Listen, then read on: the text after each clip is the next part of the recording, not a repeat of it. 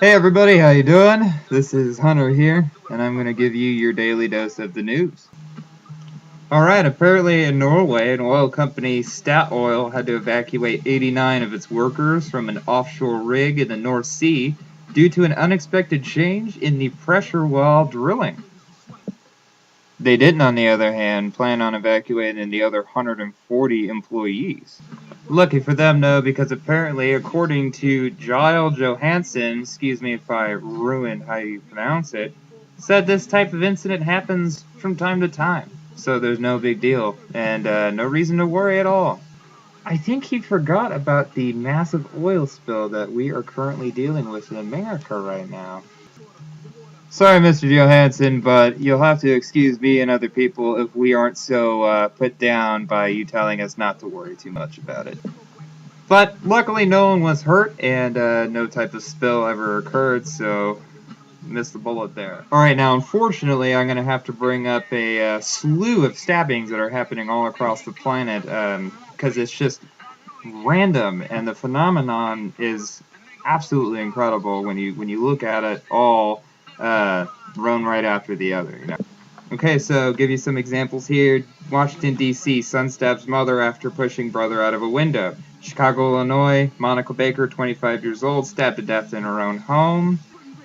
Jacksonville, Florida, man stabbed to death during Sunday morning in the middle of the street.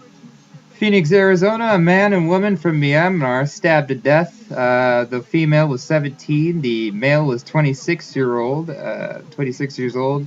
Apparently, it was an argument over money, and it is unclear if his, quote, wounds were self-inflicted or not. What? I mean, I could keep going on here because the list literally is just going and going. Australia, Vancouver, Canada, China, Hawaii. I mean, it's just everywhere right now. So, but I just thought I'd bring that up because that is just kooky. It's either people are randomly just stabbing of each other a lot more recently, or we're just getting more reports about it. And generally, when I see a lot of reports about something in particular, like stabbings or, yeah, any type of celebrity in a new sex tape, and it just gets pounded into you, I kind of become skeptical, so you'll have to excuse me. Okay, so I'm going to have to bring something else up here. It's a little outdated for some of you. It happened January, February of 2010 this year. Apparently, during the G20 summit, President Barack Obama was attending the 6,191st gathering of the UN Security Council in New York City. See, okay, not only is this interesting because this is the first time in history any president has taken this position, it's also interesting because the Security Council chief seat that he is taking is probably one of the most powerful positions on the planet. And it's also very, very illegal. Apparently, according to the Constitution, let's see, Article 1, Section 9, no title of nobility shall be granted by the United States, and no person holding any office, profit, or trust under them shall be without the consent of the Congress, except any present, eminent office or title of any kind whatsoever from any king, prince, or foreign state. And I have to break it to you, the UN is pretty much that. And see, this is why I really wish there were still a functioning constitution that was supposed to be doing its job, because otherwise, I mean, people would be screaming about this right now, and I'm surprised people haven't been. I didn't even know about it until I looked into it, so. Alright, so, I thought I'd try to end each one of these things on a somewhat good note, or positive note, or what have you, just like any other news broadcast here.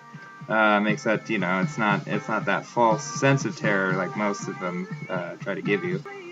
Apparently the Constitution has shot up to the number 10 spot in March among the top sellers at the government printing office, which, I thought was pretty cool. That just means more people want to know what their rights were.